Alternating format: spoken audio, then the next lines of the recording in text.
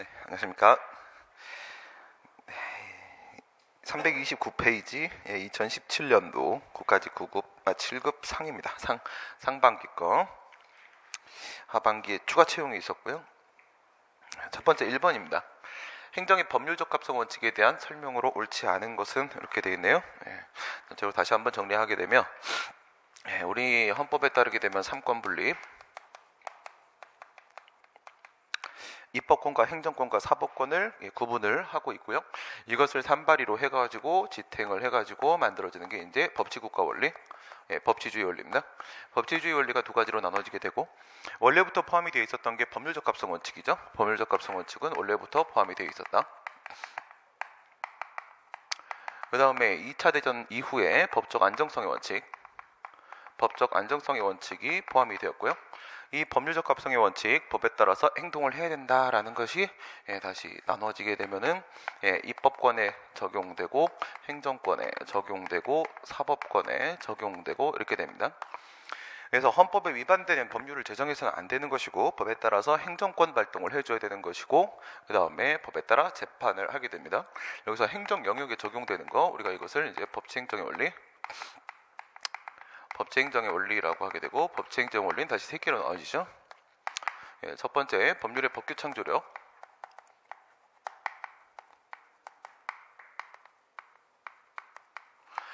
국민의 권리 의무를 정하는 법규범, 법규는 법률로서 창조하는 것이다 이겁니다. 법률로서 창조하는 것이고, 두 번째, 법률 유보 원칙. 법률에 근거를 둬야 되는 경우가 있을 수 있고, 법률 우위 원칙. 상위법에 위반해서는 안 된다. 이렇게 해서 법치행정의 원리까지 봤습니다. 여기서 이제 행정의 법률적 합성 원칙이라고 했으니까 저거는 법치행정의 원리다라고 보시면 되겠죠. 바퀴벌레 왔습니다. 법률 유보 원칙에서 여기서 얘기하는 거죠. 법률 유보 원칙, 법치행정의 원리에 대한 질문이고, 행정권 행사의 법적 근거는 작용법적 근거를 말하며 원칙적으로 개별적 근거를 의미하는 것이다. 첫 번째 작용법적 근거 얘기를 하고 있고요.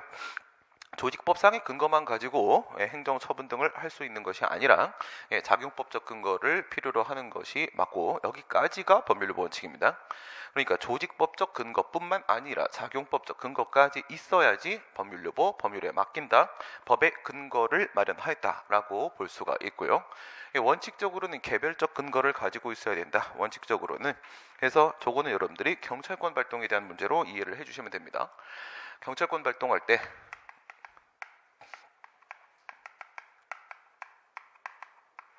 보시면 특별경찰법상 특별수권조항, 도로교통법 같은 개별법 얘기하는 겁니다. 특별경찰법, 개별법상에 별도의 특별수권조항, 즉 개별적 수권조항이 있어야 되는 경우가 있고, 그 다음 두 번째 단계는요, 일반경찰법상. 일반경찰법이라고 하게 되면은 경찰관 직무집행법 말하는 것이고, 그 중에서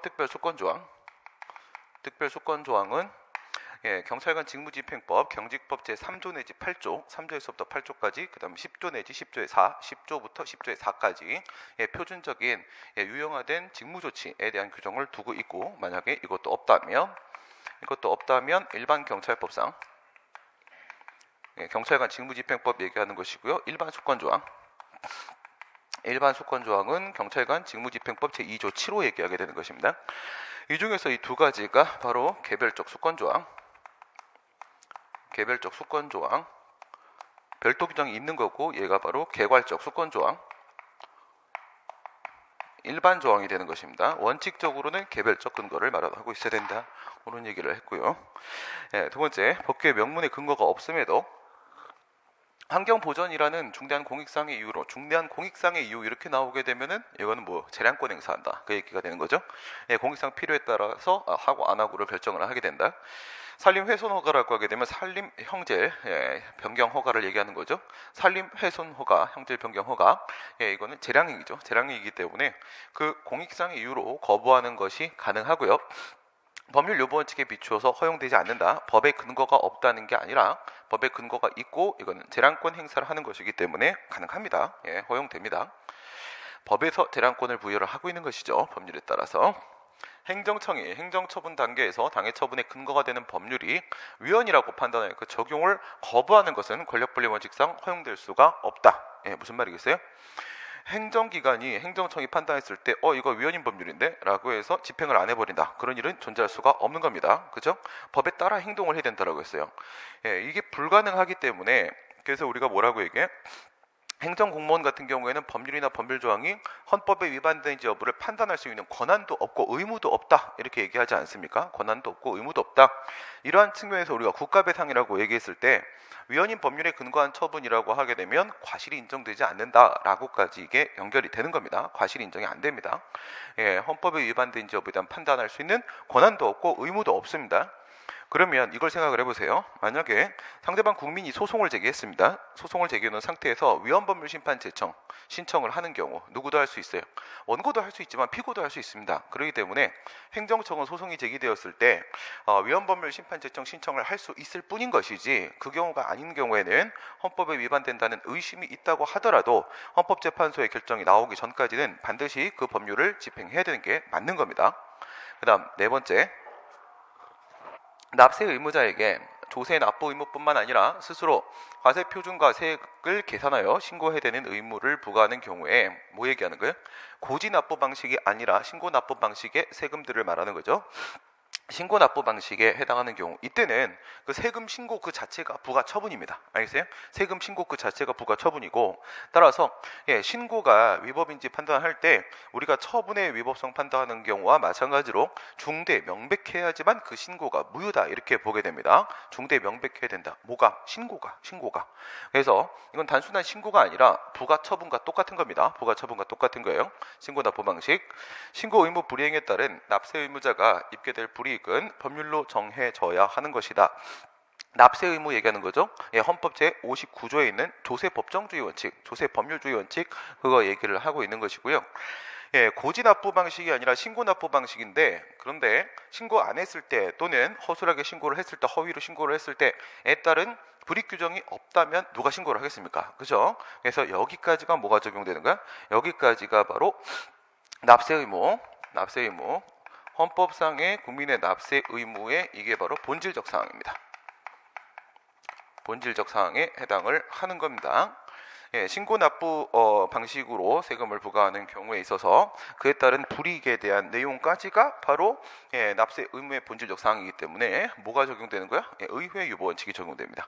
의회 유보 원칙 적용되는 부분이고 따라서 반드시 법률로 정해져야 되는 부분입니다. 반드시.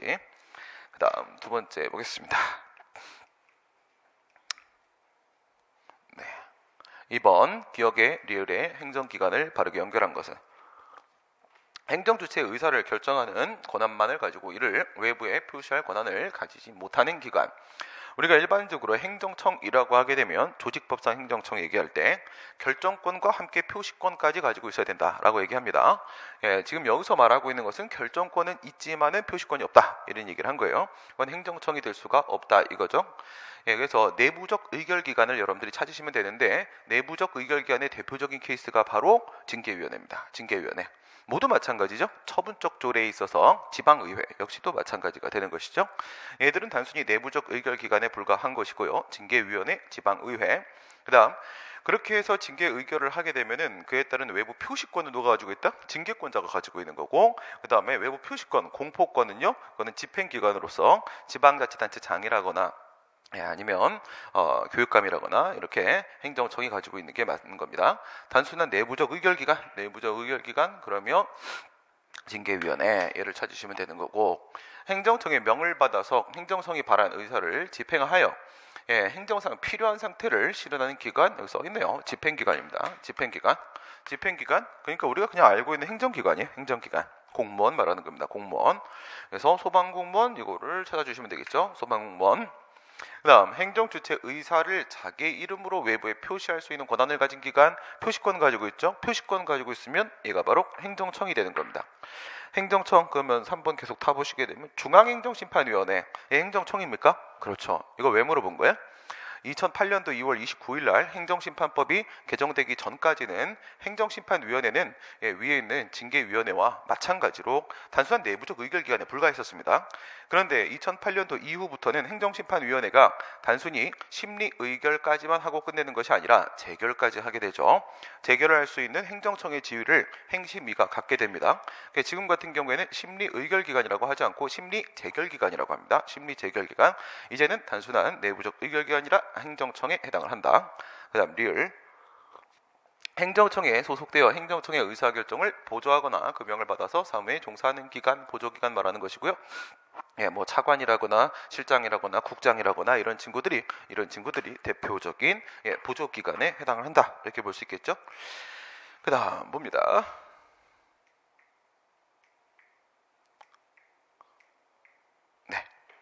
행정법의 일반 원칙입니다. 비평신자, 목동, 부실사, 조립법 얘기하는 것이죠. 일반 원칙 중에서 행정법 영역에 적용되는 거 신뢰보호 원칙입니다. 신뢰보호 원칙. 신뢰보호 원칙은 그 이론적 근거를 어디에 두고 있다라고 말을 하죠? 법치국가원리, 그렇죠? 법치국가원리, 법적 안정성의 원칙으로부터 우리가 신뢰보호 원칙의 이론적 근거를 찾게 됩니다. 이것은 대법원도 마찬가지고 헌법재판소도 마찬가지고 그렇죠? 국민이 법률적 규율이나 제도가 장래에 지속할 것이라는 합리적인 신뢰, 지속성, 정당성과 존속성이죠. 존속성, 그게 바로 지속성. 정당성과 존속성에 대한 신뢰를 형성을 하게 되는데 이것을 바탕으로 해서 개인이 법적 지위를 형성을 해왔을 때 국가에게 그 국민의 신뢰를 되도록 보호가치 있는 신뢰는 보호한다. 그 얘기죠. 보호할 것을 요구하는 법치국가 원리의 파생 원칙이다. 지금 이 부분 물어보려고 하는 거죠. 법치국가 원리의 파생 원칙으로 보고 있습니다. 종전 대법원 입장은 신의 성실의 원칙으로부터 도출된다라고 본 적도 있었습니다. 그러나 지금은 그렇게 보지 않고 헌법재판소는 원래부터 법치국가 원리, 대법원도 이제는 법치국가 원리, 법적 안정성의 원칙에서부터 도출된다라고 보고 있습니다. 행정청이 위법한 행정처분을 반복적으로 한 선례가 있다면 반복적으로 한데 선례다. 그러면 선행관행이죠. 선행관행. 행정관행이 형성이 되었다면 신뢰보호 원칙과 행정의 자기구속 원칙에 따라 선례구속의 법리가 통용된다. 우리가 자기구속 원칙이라고 하게 되면 우리는 객관적 차별 방지를 목적으로 하는 것이다 라고 보고 있죠. 평등 원칙에서부터 그 이론적 근거를 찾습니다. 그러나 판례 같은 경우에는 평등 원칙과 함께 주관적 신뢰 보호라는 측면에 있어서 신뢰 보호 원칙에서도 그 이론적 근거를 함께 찾고 있죠. 양다리 걸치고 있었습니다. 자기구속 원칙이 평등 원칙과 신뢰 보호 원칙으로부터 도출된다라고 보고 있고요. 판례는 양쪽 양다리. 여기서 자기구속 원칙에 문제가 되는 부분은 여기는 위법한입니다. 위법한, 그죠? 그래서 위법 앞에 평등 없다가 되는 것이고 위법한 선례 앞에 자기구속 없다가 되는 것입니다. 그래서 평등 원칙으로부터 온 것이다 라고 볼 수 있는 여지가 있는 거죠. 근데 여기에 신뢰보호 원칙이라고 써 있는 거는 이건 틀린 게 아닌 겁니다. 틀린 게 아닌 거예요. 그렇죠? 이건 자기구속 원칙이 판례는 여기서부터 왔다라고 보고 있는 것이고, 그 다음에 이거를 근거로 찾지 말고 이렇게 생각을 해보세요. 선례가 신뢰보호 원칙, 선례가 자기구속 원칙 이렇게 들어가게 되면 뭐는 가능해요. 이게 여기서부터 왔다. 이거 보지 말고 과라고 돼 있으니까 각각 처리해 보세요. 각각 처리하게 되면 위법한 선례에 대한 신뢰는 주장할 수 있습니다. 위법한 선례에 대한 신뢰 주장은 가능해. 이건 되는 거야. 이게 안 되는 게 아니라 뒤에 게 안 되는 거죠. 뒤에 거 자기구속 원칙은 위법한 선례에 적용될 수가 없습니다. 그다음 3번 국가가 지금 이게 2017년도 국가직 7급 이거예요. 이게 처음으로 출제가 된 부분입니다. 국민의 생명, 신체 안전에 대한 보호 의무를 다하였는지 다하지 않았는지 여부에 대한 심사는 과소보호금지 원칙 위반 여부를 기준으로 삼게 되는 것이다. 이렇게 얘기를 했는데 비례 원칙입니다. 비례 원칙. 지금까지 같은 경우에는 과잉금지 원칙에 대해서만 문제가 출제가 되어 왔었는데 2017년도 7급에서 처음으로 과소금지 원칙에 대한 얘기가 나왔다. 이겁니다. 비례 원칙. 비례 원칙은 우리가 일반적으로 참새를 대포로 쏘아서는 안 된다라고 얘기를 하게 되는데 참새를 레이저 포인터로 쏘아서는 안 된다라는 부분도 사실은 포함되어 있는 겁니다. 그게 균형이 잡히는 거죠. 그래서 이렇게 나누게 되면은 그것이 침익적인 작용이라고 하게 되면 그것이 수익적인 작용이라고 하게 되면 이거죠. 보호해 주는 거니까 보호 조치, 저거는 당연히 수익적 작용입니다. 얘 같은 경우에는 과잉금지에 문제가 발생을 하게 되는 것이고 과잉금지. 얘 같은 경우에는 과소금지. 과소금지에 대한 문제가 발생을 하게 되는 것이고요. 최소한의 보호 조치는 당연히 해줘야 되는 것입니다. 최소한의 보호 조치. 이것도 역시 최소 침해에 대한 문제다 이렇게 볼 수가 있는 여지가 있는데, 이 부분 관련돼 가지고 판례가 이런 말을 한 적이 있죠. 이런 말. 국가배상에서 얘기할 때 우리가 자기 의무가 인정되는가, 위법한 부작위에 따른 손해배상의 문제에서 자기 의무가 인정되는가라고 말을 할 때 여기서 언급되는 게 공권력의 불행사 이렇게 들어갔죠. 공권력의 불행사가 현저히 불합리할 때, 현저히 불합리하다라고 하게 되면 그땐 자기 의무가 인정이 되는 것이고 위법한 부작위가 성립이 된다 이렇게 봅니다. 저거는 그냥 일반적으로 여러분들이 재량의 0으로의 수축 상황과 똑같이 보셔도 된다고 했던 그 국가배상 판례가 되는 겁니다.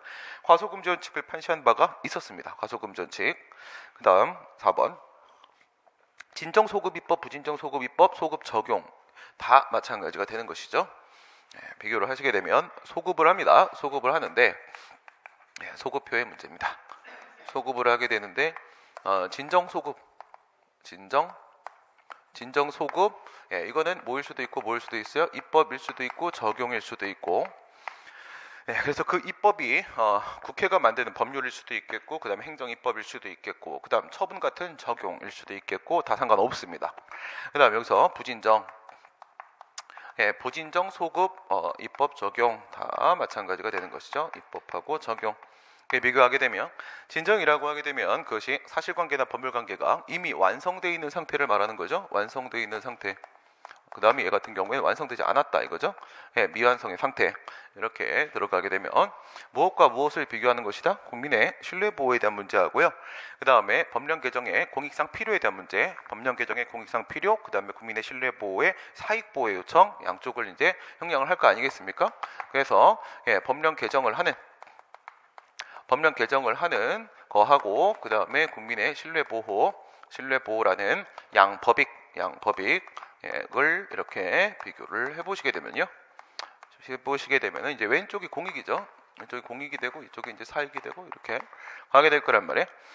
그래서 일반적으로는 이쪽이 더 크다 이거죠. 이쪽이 더 크기 때문에 여기선 소급을 인정할 수가 없다 이런 결론을 일반적으로 이제 도출을 하게 됩니다. 그래서 소급이 안 된다, 얘는 이제 소급이 된다 이런 결론이 나오죠. 여기는 법령 개정의 요청이 더 크다, 일반적으로는 그렇다 이겁니다. 근데 그러지 않을 수도 있는 거잖아, 그치? 결국은 얘들은 다 이익형량에 한 겁니다. 이익형량의 결과가, 일반적인 결과가 저렇다라는 얘기고요. 그러니까 부진정 소급 적용은 원칙적으로 허용이 되죠. 허용이 됩니다. 뭐가 더 크니까? 법령 개정의 공익상의 필요가 더 크기 때문에 저걸 적용시킬 수가 있어요.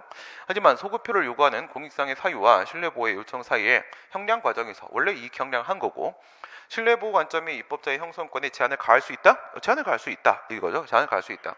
여기서 이게 더 커지게 되면은 부진정 소급도 제한될 수가 있는 겁니다. 반대로 위에도 여기서 이게 더 커지게 되면은 진정 소급도 허용될 수도 있는 거라고 했습니다. 허용될 수도 있다. 어쨌든 이익형량의 산물이다. 4번입니다. 행정행위에 대한 설명으로 옳은 것은 하명의 대상이 되는 불법 광고물에 철거와 같은 사실행위 한정된다. 하명의 대상은 저런 것도 있지만 뭐도 있어요. 총포거래 금지 이런 것도 있죠. 총포거래 금지. 거래행위는 법률행위입니다. 거래행위. 그래서 하명은 주로는 사실행위를 그 대상으로 해서 의무를 부과하게 되는 것이 맞지만 그것이 아니라 법률행위를 그 대상으로 하는 경우도 존재할 수가 있습니다. 그 다음에 인가를 생각을 해보시게 되면 반대로 이런 문제도 있죠. 인가 같은 경우엔 오직 법률행위만을 대상으로 하는 거지 사실행위는 대상으로 하지 않습니다. 그렇죠? 다시 하명은 사실행위를 주로 대상으로 하지만 법률행위를 대상으로 할 수도 있다. 그런데 인가 같은 경우엔 제3자의 법률행위를 완성시키는 것이기 때문에 그거는 법률행위에 국한된다. 이렇게 보셔야 되고요. 허가의 갱신은 허가 취득자에게 종전의 지위를 계속 유지시키는 효과를 갖게 하는 것으로 갱신 후라고 하더라도 갱신 전 법 위반 사실을 근거로 허가를 취소할 수 있다. 전에 있었던 법 위반 사실이라는 것은 어쨌든 처분 이후에 있었던 사유가 되는 것이니까 후발적 사유가 되는 것이겠죠. 후발적 사유가. 그래서 A라는 허가가 있었고 한번 갱신돼 가지고 A 다시가 있었고 다시 또 한 번 갱신돼 가지고 A 다시가 이렇게 있었다 했을 때 어디서 발생했던 거라고요? 여기서 발생했다고 하더라도 말이에요. 여기서 발생한 법 위반 사실, 후발적 사유가 여기서 이렇게 발생을 했다 할 때 여기서 뭐 할 수 있어요? 여기서 취소해 버릴 수 있습니다. 취소해 볼 수 있습니다. 철회가 가능하다. 이겁니다. 이유는 전체적으로 이거는 하나의 A라는 처분으로 보아야 한다. 전체로서 하나의 처분이라고 보는 게 맞는 겁니다. 여기서 더 들어가게 되면은 갱신허가를 거부한다고 했을 때 그 갱신허가 거부는 사실은 거부 처분이라기보다는 뭐에 해당한다? 철회 처분에 해당한다라고 보는 것이 우리 판례 입장이 되는 거예요. 그다음 인가처분의 하자가 없다고 하더라도 기본행위의 하자를 이유로 행정청의 인가처분의 취소 또는 무효 확인을 구할 법률상 이익이 인정이 된다, 인정이 되지 않는다, 그렇죠? 기본행위의 하자가 있었습니다. 그렇다면은 이건 이제 처분이 아닐 테니까 얘는 무효가 되겠죠. 그래요. 그러면 위법 무효입니다. 근데 인가처분이 나왔다고 해서 그것이 적법 유효로 전환되는 것이 아니다. 그렇죠? 위법이 적법으로 바뀌고 무효가 유효로 바뀌고 이렇게 하자가 치유되는 것이 아니기 때문에 만약 그렇다면 가능하겠지만 그것이 아니기 때문에 기본행위 하자를 이유로 한 인가처분에 대한 소송은 협의의 소익이 인정이 안 된다고 보고 있습니다. 제소기간이 이미 도과하여 불가정력이 생긴 행정처분에 대하여는 관계법령의 해석상 그 변경을 요구할 신청권이 인정될 수 있는 경우라고 하더라도 국민에게 그 행정처분의 변경을 구할 신청권이 없다 이겁니다. 신청권이 원칙적으로도 없죠. 원칙적으로도 없는데 심지어 뭐까지 발생을 한 겁니까? 불가증력까지 발생을 한 겁니다. 불가증력까지. 그렇죠? 그 다음 이건 뭐 생각 떠올리면 돼요. 제재처분, 취소처분, 거부처분 생각을 하시면 되는 거고. 왜요? 빠뜨렸어? 네? 이게 틀렸다. 고? 신청권이 없다. 설명 옳은 것은 2번. 뭐가 문제야? 4번이 맞다고? 내가? 이거 틀렸어. 말을 끝까지 좀 들으세요. 네.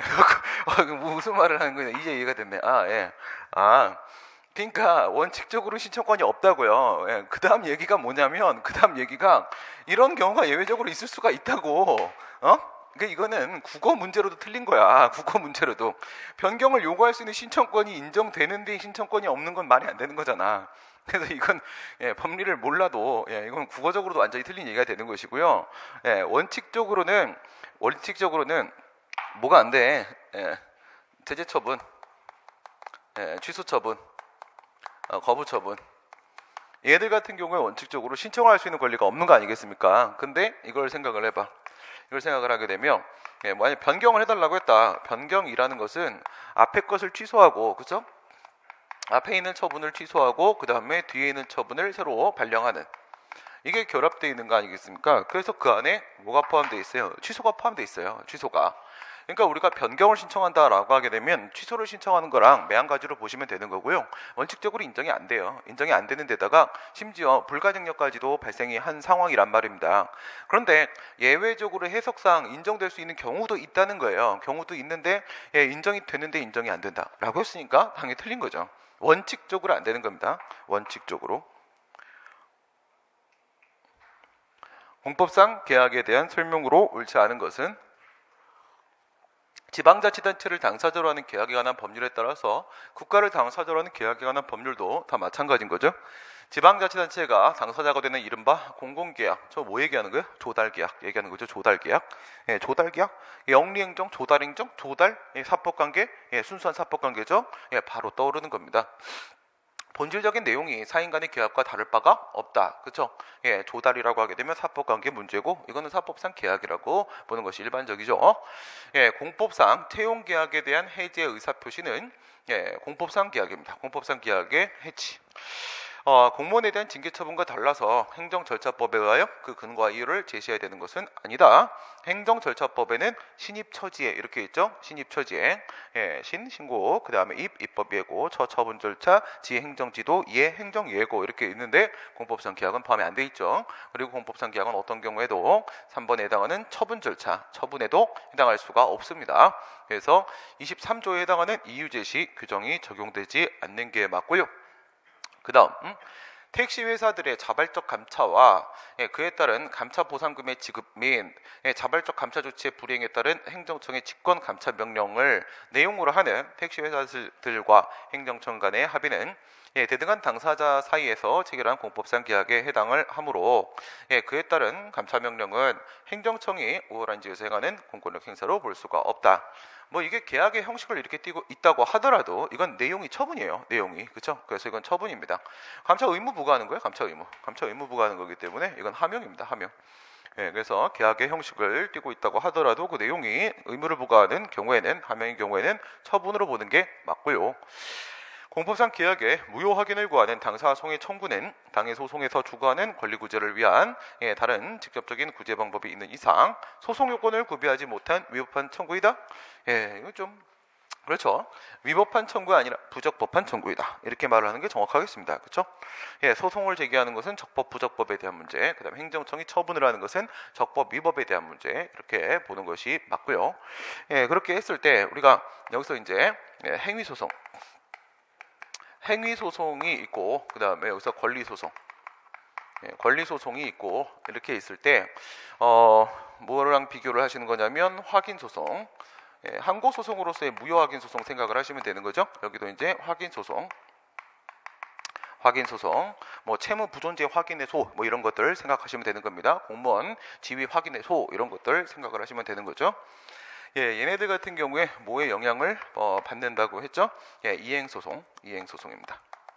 이행소송. 이 이행소송은 당연히 무슨 이행소송이죠? 권리소송, 부당이득 반환 청구소송 얘기를 하고 있는 겁니다. 그래서 이 행위소송하고 권리소송, 이 권리소송에는 뭐랑 뭐가 포함돼요? 당사자 소송도 마찬가지고 민사소송도 마찬가지입니다. 당사자 소송도 당연히 권리소송이고, 사법관계 문제라고 하게 되면 민사소송, 민사소송. 공법관계임에도 불구하고 판례는 편의상 민사소송으로 보는 것들도 있지만 일반적으로는 그냥 보통은 뭐야? 사법관계, 그게 민사소송이죠. 옛날에는 양쪽 다 이 직접적인 구제수단, 이게 간접적 구제수단, 이게 직접적 구제수단, 이렇게 해서 이행소송이 있을 땐 확인소송을 인정할 수가 없다라고 봤었는데 지금은 이거에 영향 안 받고 여기는 영향을 받는 거죠. 이건 당연히 여전히 영향을 받는 겁니다.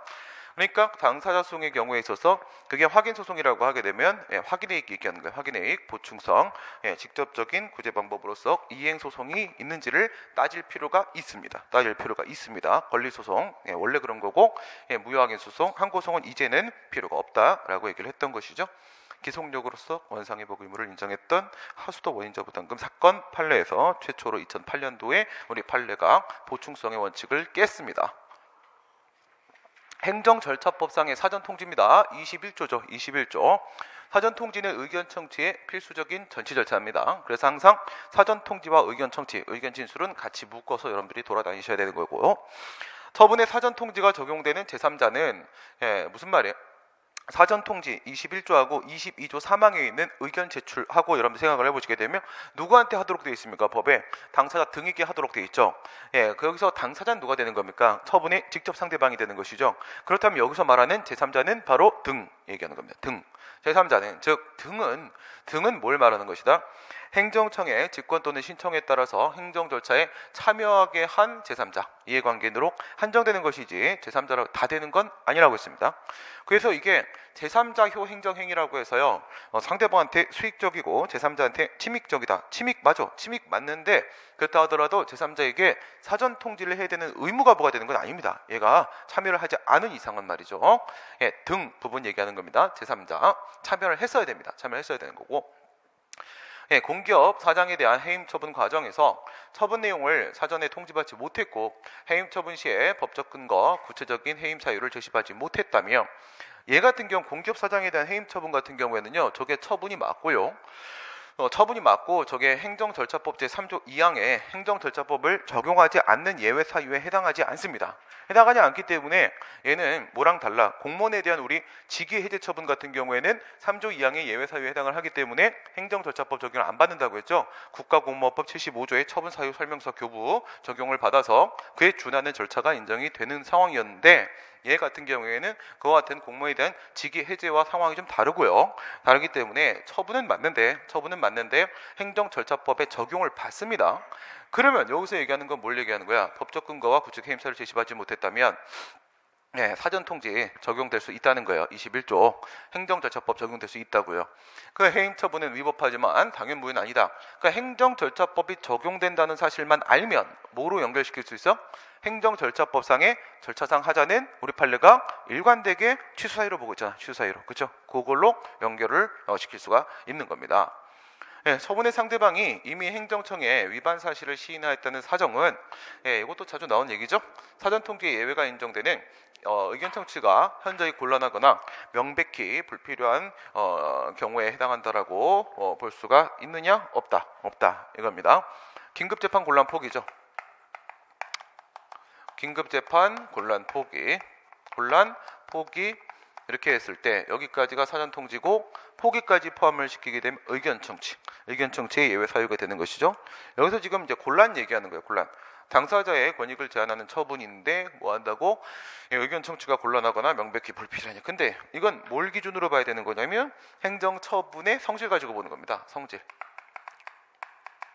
행정처분의 성질을 가지고 보는 것이 상대방이 그에 대해서 잘못을 인정을 했다라거나 이런 주관적 사정이 반영되는 게 아닙니다. 행정처분의 성질 가지고 바로 파악하는 거지 상대방의 역할은 없다. 특별한 사정이 없는 한 신청에 대한 거부 처분, 소극적 불이익 처분 말하는 거죠. 당사자의 권익을 제한하는 처분에 해당한다고 할 수가 없는 것이기 때문에 사전 통제 대상이 된다고 할 수가 없다. 그렇죠? 판례 입장입니다. 판례. 그래서 기득권을 침해하는 적극적 불이익 처분까지만 그것을 권익 제한 처분으로 보고 있고요. 그다음 기대권을 침해하는 소극적 불이익 처분의 경우에는 판례가 그렇게 보고 있지 않습니다. 그렇죠? 이거는 권익 제한 처분에 해당한다고 안 봐서 사전 통지와 의견 청취의 대상이 아니라고 보고 있습니다. 그다음 보시면 정보 공개입니다. 정보 공개. 공공기관의 정보 공개에 관한 법률상 공개 청구의 대상이 되는 정보는 반드시 원본일 필요는 없고 4번도 가능하고 5번, 6번, 7번까지 가능합니다. 그 다음 복사본 달라고 할 수도 있죠. 공개를 구하는 정보를 공공기관 한때 보유 관리하였으나 후에 그 정보가 담긴 문서들이 폐기되어 존재하지 않게 된 거라. 그러니까 얘네가 보유 관리하고 있을 것이라는 상당한 의심, 가능성에 대한 부분은 누가 주장하고 입증을 하는 거예요? 청구인이죠. 원고 쪽에서 주장하고 입증하는 거고. 근데 지금은 안 가지고 있다라는 것은요, 더 이상 보유 관리하고 있지 아니하다는 점에 대한 주장 입증 책임은 누구한테 있는 거다? 공공기관. 그래서 피고 쪽에 주장과 입증 책임이 있는 것이죠. 법률요건 분류설에 따랐을 때 그렇다는 겁니다. 정보에 의해 접근 수집 처리의 자유는 이거 뭘 얘기하는 거예요? 정보에 접근하고 그 다음에 수집 처리. 그러니까 접근은요, 정보 내에 정보원에 의해 접근 방해 배제 청구권, 소극적 권리 말하는 것이고, 그다음에 수집하고 처리하는 거, 처리는 그 뒤쪽 상황이니까 수집까지만 생각하세요. 수집까지, 수집하는 거, 이거는 뭘 얘기하는 거다? 이거는 적극적인 권리 얘기하는 겁니다. 적극적 권리. 두 개를 비교해 보시게 되면, 헌법 제 21조에서 나오는 거죠. 21조 표현의 자유, 의사 표현의 자유였었습니다. 언론, 출판, 집회, 결사의 자유로서 의사 표현의 자유. 의사들은 표현의 자유를 갖고 있습니다. 의사들은 약사는 없습니다. 약사 표현의 자유 이런 건 없고, 의사 표현의 자유 이것이 인정이 되기 위해서는 뭐가 인정이 된다고 했어요? 의사 형성의 자유. 마음대로 생각할 수 있어야 되는 겁니다. 의사 형성의 자유가 인정이 돼야 되고, 이 의사 형성을 자유롭게 할 수 있기 위해서 뭐가 인정이 된다? 알 권리. 알 권리가 이렇게 인정이 돼야 되는 것이죠. 알 권리를 바탕으로 의사 형성을 자유롭게 할 수가 있는 건데, 여기에는 두 가지가 나눠진다는 거죠. 첫 번째, 소극적 권리로서 자유권적 성질을 가진 거, 자유권적 기본권. 자유권적인 기본권, 헌법상 권리, 그게 바로 기본권이죠. 그 다음에 적극적 권리. 이거는 청구권적 기본권 얘기하는 거죠. 청구권적 기본권. 양쪽을 다 포함을 하고 있는 것이고, 여기서 내용이 뭐가 되는 거냐? 정보원에 의해 접근 방해 배제 청구권. 접근 방해하면 안 됩니다. 방해를 배제해달라고 요구할 수 있는 권리. 이게 이제 소극적 권리 부분에 해당하는 것이고, 밑에 같은 경우 얘가 정보공개 청구권입니다. 이쪽이 정보공개 청구권. 이게 정보공개 청구권 부분이 되는 것이고, 이 정보공개 청구권은요 자기 이익과 직접적 관련이 있는 경우든 없는 경우든 상관이 없다. 그렇게 해가지고 요거는 개별적 정보공개 청구권뿐만 아니라 일반적 정보공개 청구권까지도 다 포함이 되는 것이고요. 얘는 자기 이익과 관련이 있는 정보죠. 자기 이익과 관련이 있는 정보에 대한 공개를 청구할 수 있는 권리. 이 같은 경우에는 자기 이익과 관련이 없는 정보에 대한 공개를 청구할 수 있는 권리까지도 인정이 되는 것이고, 이 부분에서 이제 얘기가 되는 게 바로 정보공개법의 5조 1항에 있는 모든 국민 여기가 되는 것입니다. 네, 그렇고요. 21조에서 직접 인정되는 구체적인 권리 맞습니다. 공공기관의 정보공개에 관한 법률 제9조 1항 4호에 진행 중인 재판에 관련된 정보에 해당한다는 사유로 정보공개를 거부하기 위해서는 9조 1항 단서 1호부터 8호까지 보시게 되면은 정보공개를 해주는 게 원칙인데, 3조에 보시게 되면 정보공개를 하는 게 원칙인데, 근데 그게 아니라 8호까지의 상황에 해당하게 되면 예외적으로 공개하지 아니할 수 있다라고 해서 재량을 인정을 하고 있죠.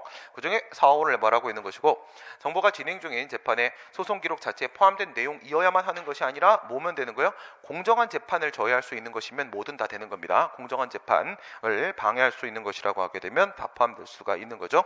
반드시 그 소송 기록이어야 하는 것은 아닙니다. 그 다음 보겠습니다. 8번 행정벌입니다. 행정벌. 행정강제와 함께 행정벌 합쳐서 우리가 전통적 의무이행 확보수단, 실효성 확보수단이라고 하고, 행정벌에는 형벌하고 질서벌하고 두 가지가 포함이 되겠죠. 명문에 규정이 없다고 하더라도 관련 행정형벌법규의 해석에 따라 과실행위도 처벌한다는 뜻이 명확한 경우라면 과실행위를 처벌할 수가 있다. 그렇죠. 그렇습니다. 근데 형벌이죠. 형벌은 원칙적으로 뭐예요? 고의범이어야 되는 것입니다. 과실범도 예외적으로 포함될 수도 있는 거죠. 원칙은 뭐라고? 고의가 인정이 돼야 되는 것인데 이것도 가능하다 이거고요. 영업주에 대한 양벌 규정이 존재하는 경우에 영업주의 처벌은 금지 위반 행위자인 그 직접적인 행위, 법규 위반 행위를 한 건 종업원 쪽에서죠. 종업원.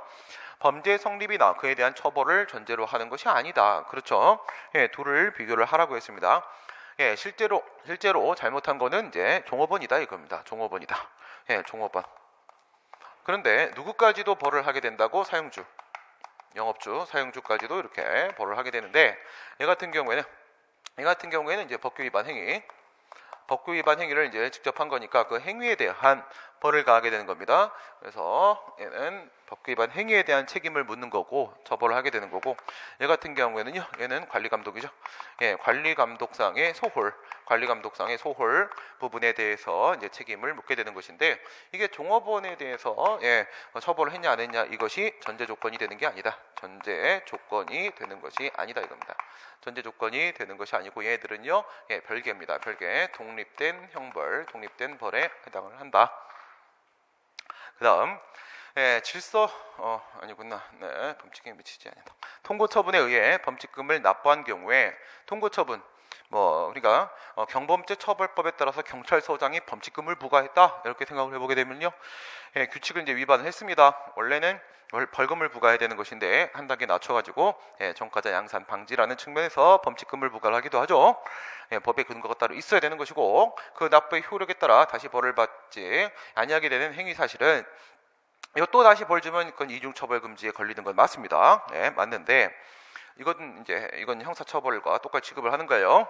범칙금 통과 이후에 기재된 당의 범칙행위 자체에 한정될 뿐 아니라 그 범칙행위와 동일성이 인정되는 범칙행위에는 미치지 않는다. 무슨 소리를 하고 앉아 있는 거냐 이겁니다. 무슨 소리를 하고 앉아 있는 거냐, 일어나라. 그래서 시간과 장소가 동일하다 이거예요. 동일하다. 같은 시간에 같은 장소에서 발생한 일이라고 하더라도 말이죠. 일이라고 하더라도 여기서 이제 A, B, C를 생각하시면 되는 겁니다. A, B, C 이렇게 했는데 이거에 대해서 처벌이 된 거야. 이거에 대해서 범칙금이 부과가 됐다 이거야. 범칙금이 부과되는데 얘네들 사이에는 기본적 사실관계 동일성이 인정되고 얘네들 사이에는 기본적 사실관계 동일성 인정이 안 되는 겁니다. 이렇게 되면은 얘까지는 같은 사건입니다. 여기까지는 같은 사건으로 보게 된다. 이렇게 되는 거죠. 그 다음에 질서 위반 행위규제법에 의하면 행정청은 질서 위반 행위가 종료된 날로부터 5년이 경과한 경우에는 당해 질서 위반 행위에 대하여 과태료를 부과할 수가 없다. 그렇죠? 예, 이거 같은 경우에는 국가든 지방자치단체들 국가재정법, 지방재정법에도 5년으로 되어 있는 건 맞긴 한데 이건 질서 위반 행위규제법에도 별도로 5년 규정을 두고 있습니다. 소멸시효 5년 규정이 있다. 이거는 질서 위반 행위규제법을 근거로 한 소멸시효입니다. 소멸시효. 네, 그 다음 9번입니다. 9번 조세 부가징수입니다. 네, 원천징수하는 소득세, 법인세, 인지세는 납세 의무가 성립하는 때에 특별한 절차 없이 그 세액이 확정이 된다. 이건 뭐 저희들 내는 원천징수세 생각을 해보게 되면 그냥 3.3이에요. 3.3. 3.3이기 때문에 그냥 바로 확정되는 거 맞습니다. 제가 번 돈에 곱하기 3.3을 해서 3배를 내는 게 아니라 3.3%. 3.3%. 그 다음에 과대처분에 대하여 증액경정처분이 있는 경우에 당초처분에 이건 뭐 얘기하는 거야? 증액감액 들어가는 거죠. 2천만 원, 1천만 원, 1천만 원, 2천만 원 이렇게 들어가는 겁니다. 그래서 처음에 당초처분이 이렇게 있겠죠. 당초처분, 당초과세처분이 있겠고 그 다음에 변경처분이 있습니다. 변경처분 이거는 이제 돈 문제니까 경정처분 이렇게 생각을 해주시면 되겠죠. 뭐 그죠? 경정처분 이렇게 하게 되면은 이거는 말입니다. 첫 번째, 두 번째 하게 되면은 감액을 하는 경우가 있을 수가 어이구 왼쪽으로 가져야겠네요. 네. 첫 번째 감액을 하는 경우가 있을 수가 있겠고 그 다음 두 번째 증액을 하는 경우가 이렇게 있을 수가 있는데 감액을 하게 되면 유리하게 변경이 되는 거죠. 유리 겔라 생각하시면 되겠고 얘는요 분리 겔라 불리하게 변경이 된다. 이렇게 들어가면 얘는 감액이니까 처음에 2천만 원이 부과가 됐다가 1천만 원 부과 처분으로 바뀌었다. 그 다음에 1천만 원 부과가 됐다가 그 다음에 2천만 원으로 바뀌었다. 이렇게 생각을 하시게 되면은 우리 판례가 어떻게 보고 있냐면 이거는 전체적으로 하나의 처분이다. 이렇게 보는 거죠. 하나의 처분이고 이거는 각각의 독립된 처분이다. 이렇게 보는 겁니다. 독립된 처분이다. 그래서 얘는 역흡수되는 것이고 얘는 흡수되는 것이고 나눠지죠. 얘는 역흡수된다. 역흡수. 얘는 흡수된다. 흡수. 그렇기 때문에 위에 같은 경우에는 변경된 내용의 당초처분입니다. 변경된 내용의 당초처분에 소송을 제기해야 되는 것이고 그렇게 되면 여기다가 심판소송 이렇게 들어가는 거죠. 그러면 불복기간도 여기서부터 기산 이렇게 들어가게 되는 것이고 이 같은 경우에는 흡수가 돼가지고 효력이 소멸됩니다. 당초처분은 아예 사라지게 되는 것이고 그러면 불복을 하게 되면 여기다가 심판소송 들어가게 되고 여기서부터 기산 이런 식으로 되는 거죠. 근데 이 부분에 대해서 판례가 뭐라고 했냐면 이거는 여기서 A라는 과세 표준에 따라서 천이 부과된 거고 여기에는요 A 플러스 B야. A 플러스 B. B라는 또 이제 과세를 해야 될 이유가 또 생긴 거예요. 또 생긴 거야. 그래서 이제 증액을 했죠. 이렇게 되면은 이 A 플러스 P라는 전체로서 하나의 새로운 처분이 나온 것이다. 이겁니다. 아예 하나의 새로운 처분이 나온 겁니다. 독립된 처분이라고 지금 제가 박스 처리를 해놨죠. 그러면 이제 이해가 될 수가 있습니다. 이렇게 처리하게 되면 증액경정처분이 있으면 불리하게 변경이 되면 당초처분은 증액경정처분에 흡수되어 소멸하는 게 맞고 흡수설 맞고요. 통설판례 소멸한 당초처분의 절차적인 하자는 존속하는 증액경정처분에 승계되는 게 아니라는 거죠. 승계되는 게 아닌 겁니다. 이거는 전체로서 하나의 새로운 처분이다. 이게 판례예요. 전체로서 하나의 새로운 처분이다. 이렇게 되는 거고요. 그 다음 조세법의 해석과 조세 징수는 징수는 법에 따라서 엄격하게 해석 적용되는 것이기 때문에 행정편의적인 확장 해석이나 일초 적용은 허용되지 않는다. 당연한 거죠. 당연한 얘기를 하고 있습니다. 조세 법정주의 원칙을 설명한 것밖에 없고요. 신고납세 방식, 신고납부 방식, 그 다음에 고지납부 방식 두 가지 생각하시고 앞에서도 한번 나왔죠. 신고납부 방식이라고 하게 되면 이거는 신고 자체가 부가처분이라고 했습니다. 신고 자체가 부가처분이에요. 조세에 있어서 과세관청에 납세 의무자의 신고에 따라 세액을 수령하는 것은 뭐라고? 신고가 부가처분입니다. 신고가 부가처분인 거고 돈을 받는 거, 수령을 하는 것은 단순한 사실행위에 불과한 것이고 이건 처분 아닙니다. 처분은 뭐라고? 신고가 처분인 겁니다. 수령은 뭐가 되는 거야? 북한에 있죠. 북한에 지금 없나? 지금 없네요. 그렇죠? 그 다음입니다. 마지막 문제. 행정행위의 내용과 구체적 사례를 바르게 연결한 것은 특정인에 대하여 새로운 권리, 권리능력, 권리관계 이거죠. 권리, 권리능력, 권리관계 합치면 권리. 설권행위입니다. 설권행위. 이거는 설정하는 행위는 바로 특허입니다. 특허. 행정청이 타자의 법률 행위를 여기 또 나왔네요. 법률 행위입니다. 법률 행위. 여기는 사실행위는 안 됩니다. 사실행위는 인가는 제3자의 법률 행위의 효력을 완성시키는 것이죠. 유동적 무효 상태를 유효 상태로 전환시켜 주는 것으로서 효력 발생 요건입니다. 예, 인가 그 행위의 효력을 완성시켜 주는 행위, 이건 항상 인가입니다. 특화하고 인가. 형성적 행정행위 얘기하는 것이죠.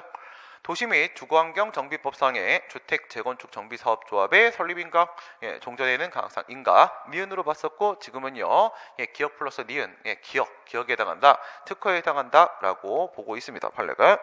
그다음 자동차 관리법상의 사업자단체 조합의, 예, 설립인가.